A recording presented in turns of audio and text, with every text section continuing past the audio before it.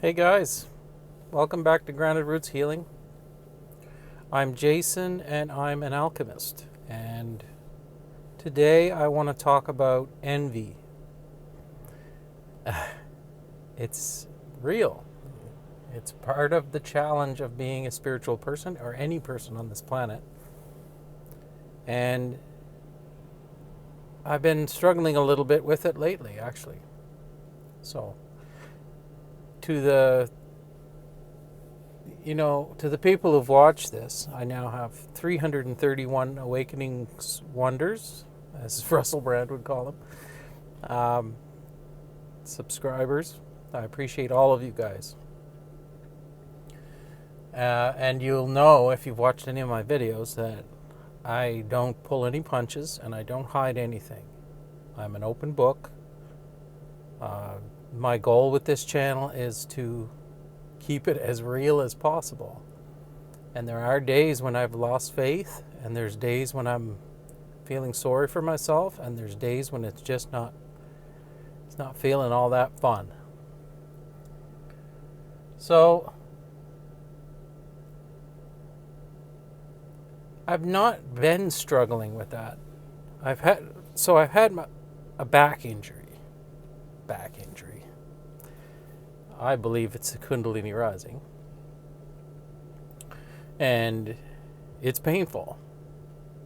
I've had a blockage at my sacral since I was a little kid, and that's 40 years of being completely detached from the planet and having a complete blockage in my sacral and below. So you have no connection to the earth. So you can't expect that to be an easy fix. And frankly, it hasn't been. But for the most part, over this past week, I've kept a very good frame of mind. And I've used this downtime to reflect and to get control of some of the stuff that I didn't have control of in the past. Now, I talked about this in, I think it was the last video, about, scrolling and boredom eating and other things. And, I've been working on those. I've actually I've advanced quite quickly. So I'm happy with that. And today, I was making steady progress. My back was getting better every day, slightly. But, it felt like a little bit better. I had a little more range of motion, and I slept a little better, and et cetera, et cetera. And then today, it's back to square one. It feels like it's lower. It's below the sacral now. It's closer to the root chakra, and it hurts just as bad as it did the day that it happened. So I was trying to do dishes, and the pain is excruciating, and it was really making it challenging to keep centered and keep grounded. So, I went to the grocery store, did a few things, just minor things, and it doesn't matter. It's very, very difficult to keep your wits about you. So I was getting irritable and feeling sorry for myself. And then, I follow a lot of people on YouTube. I absolutely love some of these new creators.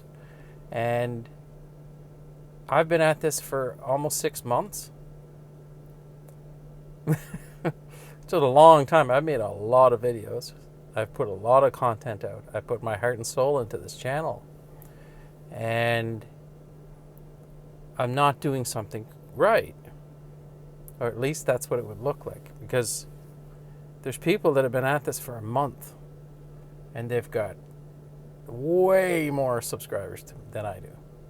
So I'm missing something. Or my content's not good enough, or et cetera, et cetera. And it got me thinking, why isn't this working out for me? And, it doesn't make sense. I'm trying really hard, and I'm trying to receive, and, it's not fair, blah, blah, blah, blah. Everything that the ego does. So, as I said earlier, this immobilization due to back issues is to deal with this stuff. This is a human emotion. Absolutely is. And it's part of your ego. It's part of the shadow you. And understanding that and not letting it make the decisions for you is the key here. So I was thinking about it, and I quickly realized, what? I have nothing to complain about. There is nothing to complain about. Nothing. The ego tends to forget how much progress you've made very quickly. As soon as you get to one plateau and you've solved one problem, it's on to the next problem, and it completely forgets about how much work that was to get to that one. And how happy you would have been last year to know where you are right now. If you could have found out, I'll have a YouTube channel, I'll have 331 subscribers, I'll have quit drinking, I'll have quit using marijuana, I'll have lost weight, I'll have gotten healthier, I'll have improved all of my relationships in my life, I'll have increased my self-confidence, I will have learned countless things about spirituality and different modalities. I'll have learned about hypnotism. I'll have learned shamanism. I've conducted a shamanistic journey with friends. I'll have made new friends. I'll have gone on a trip to Morocco. I'll have had transcendental experiences in Mexico. I'll have had... You see my point? If I could talk to the old me 13 months ago and tell him this is where you're going to be, you think he'd be complaining that he only has 331 people watching him on YouTube? For Christ's sakes, I would never have even started a YouTube channel. So, envy, the jealousy, the envy that someone else is doing better than you, it's ridiculous. Is what it is. It's so short-sighted. And to focus on it is the key here. And then you have to look at it from a different perspective as well. Divine timing is absolutely real. Without a doubt in my mind, 100% real. So as much as I've learned, I've struggled with this channel. I've struggled to make it grow the way I would like to make it grow. But ye, O ye of little faith, do you really think that the plan you have for yourself or the way you would like things to go is the best way for it to go for you? I know this is not the case. If you had given me $10 billion 6 months ago, I would have screwed it up. If you had given it to me a month ago, I would have screwed it up. I would have gave it in the wrong places because I didn't have the wisdom and the understanding that I needed in order to direct that money properly. If I, for whatever reason, just became the head of a gigantic angel fund where I could go around the world and gift people money and put it in the right places, I would have made the mistakes. So what I'm saying is I still had a lot to learn, even a month ago, and I'm sure I still do.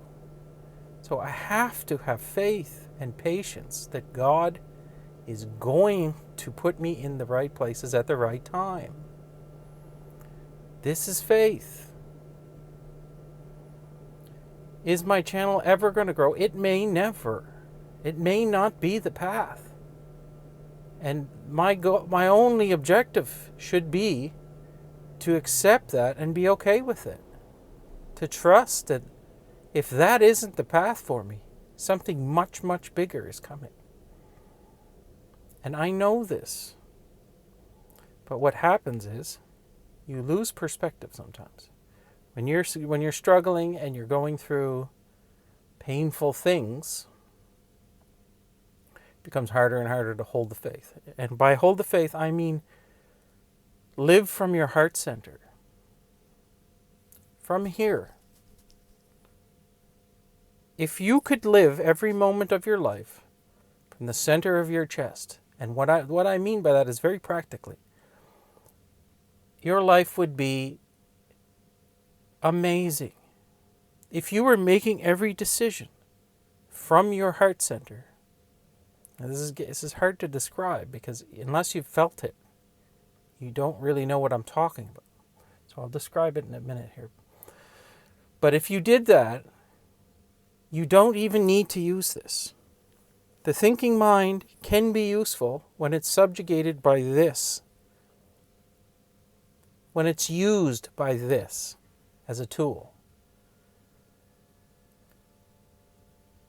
When I'm sitting in a heart-centered space and I'm not thinking, I'm sitting with my consciousness in the center of my chest, the ideas come to me. They just pop in. It's not the same. You're not running your mind and then, oh, great idea. There's none of that. It's just quietness, then the idea comes. And it's always a better idea. This is when you're in connection with your higher self. And it happens here. Not here. Here. You're open your third eye. But this is where we run into trouble. Because your third eye is in your mind, it's very difficult to separate the thinking mind from the third eye. Because your conscious focus is on your head area. Literally. And your eyes are there as well. So this is your main sensing devices are right here. So it's all centered up here, and in your third eye's in the middle of it. So it's very difficult to separate the two. So what I do is I focus all my conscious attention in the center of my chest. I wear a pendant. I tap the pendant to concentrate my focus there. I breathe. Why do we do this? Why do we concentrate on the breath? Because it's at your heart center. You're breathing into your chest, which is where your heart is. So when you breathe in, your consciousness automatically is directed towards your heart chakra. Now, this is love. Love is a state of being. It's nothing outside of you. It's being in love is attained by living out of your heart chakra, out of your heart center, all the time, constantly. It's also when you're in meditative state, that's where you're at. You're down here. When you're walking around in the world, and the monkey mind can do its thing, and you can just observe it, but you observe it from here, you're living in a state of love. All the decisions you make and all the reactions you have are from your heart center, and that's always the right one. And this is the thing I've been trying to understand and describe since I had my, 3-day enlightenment last year. That's what I was doing. I was completely grounded in my heart. Therefore, any preconditioned mind stuff never caused me to have an immediate reaction to anything. I would always take in what happened into my heart chakra, wait for an answer, and then do whatever it told me to do. And I cannot express to you how powerful this is. So, like I said, I wear a pendant. I tap the pendant to focus my attention there. I do breathing, conscious breathing, where I say so on the in-breath and hum on the out-breath. And then I focus my attention here. Pull it down. Like you're concentrating on that spot. This is an actual tangible thing you can do. You can use little tricks to try to tap and focus and get your attention always here so you're constantly focused on that place on your body. And try it. See what happens. I've also started doing this thing where On the in-breath, I envision energy coming from the top down into my heart chakra and from the bottom up into my heart chakra. They meet at the heart chakra, and then I envision pushing them out. Sometimes I'll even do the motion just to help me focus on that spot. So what you're trying to do is bring energy in from the astral and the earth into your heart chakra and push it out into the world. I can think of no better way to live than to live like that. So I'm a little bit off topic, or on a tangent there. We're supposed to be talking about envy. But I think that's a very powerful trick. I mean, nuts and bolts. Actually try it. Try to focus there. You'll be distracted, bring it back. Be distracted, bring it back. Always bring it back to your center and see what it does for you. If you can train yourself to constantly do this, it will improve your life.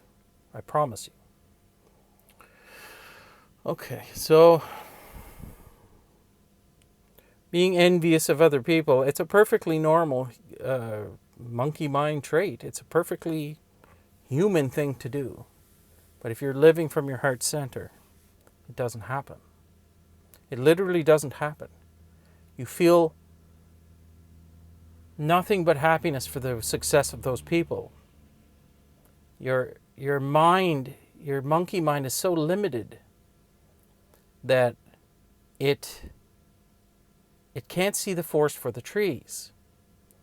It doesn't understand that if you're going through this physical stuff and nothing's working for you on the outside, it can't see that this God must be pulling you back in epic proportions to launch you ahead. He's building, he or it or Om is building you up. In order to do that, it has to break down the old systems. So everyone that's succeeding ahead of you, at least that's how you're observing it from the outside, that's their path. They're on that path. You're getting built up even more.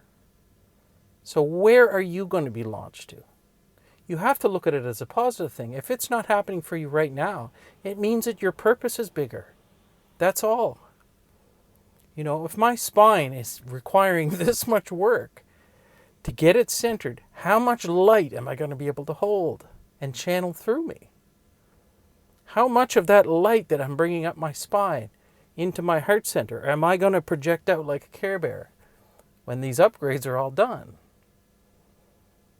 I'm excited for this. I know that's what's happening to me. And you have to hold the faith. So, I think I'll leave it there. Like I always say, I hope this video finds you well. I love you all, and I'll see you tomorrow.